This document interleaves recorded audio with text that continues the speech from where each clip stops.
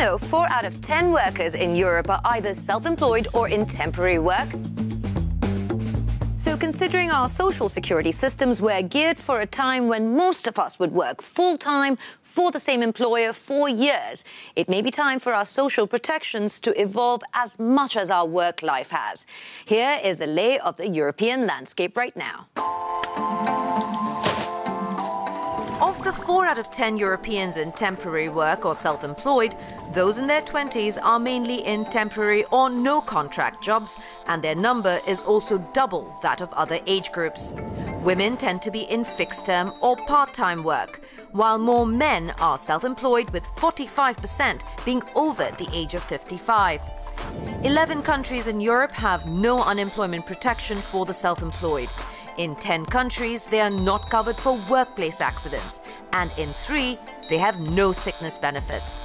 Non-standard contract workers may have similar rights to those in standard work, but for them, accessing protections is hard due to tough eligibility criteria.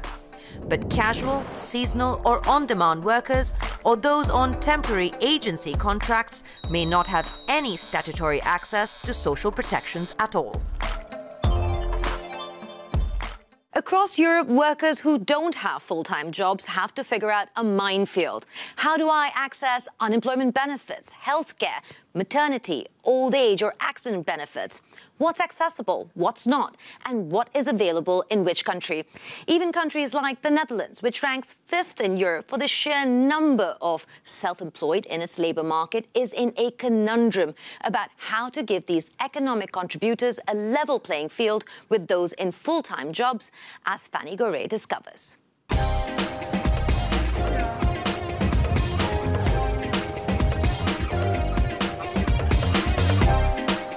The Netherlands has generous social protection for employees, but this young man, who prefers to remain anonymous, is self-employed with no staff. And like more than 2/3 in his situation in the country, he has no sickness insurance. But that's just too expensive to pay. You get paid per order. For example, 2 orders per hour, which is for me more or less the average. If you would pay your insurance, then you would only have 4 to 5 euros per hour left. So that's why a lot of riders just don't have an insurance. With digital platforms multiplying and a more flexible labour market, self-employed workers now represent around 14% of the workforce in Europe. That's some 30 million workers. The Netherlands is among the European states with the biggest increase in self-employed workers, but are they all protected from the hazards of life? You have the real entrepreneurs, and by that I mean people who make profit. And you have what we call false self-employed or very vulnerable self-employed. I think we need legislation that organizes a solidarity between good risks and bad risks, people with more money and less money, so people who don't earn that much can get protection. For peace of mind, Nick has chosen to create, with 20 or so other self-employed ITC workers, what's called a broodfond, bread fund in English. Broodfond is a group of people who get together to support each other financially should they become sick and not be able to work. This community-based solidarity system, based on trust, has attracted some 17,000 people in 380 different groups. My normal insurance costs me 350 euros per month. Actually, what I'll have to put into the broodfonds will be 125 euros or so. I know myself, and from people who have gotten sick and their normal sickness insurance has been very, very difficult about paying out. And I want to avoid that. Giving an appropriate sense of responsibility to states, individuals, but also firms. That's the challenge for accessible social protection for all workers in Europe.